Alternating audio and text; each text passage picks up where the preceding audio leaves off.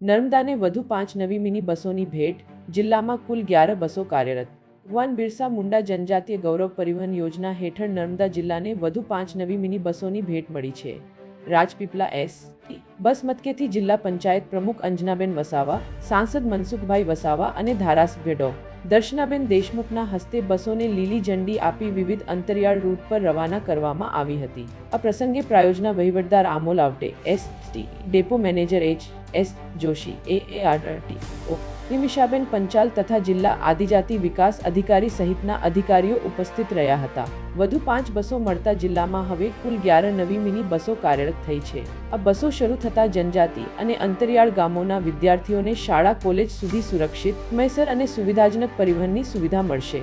જીપીએસથી સજ્જ આ બસોના સંચાલનનું નિયમિત મોનિટરિંગ પણ કરવામાં આવશે.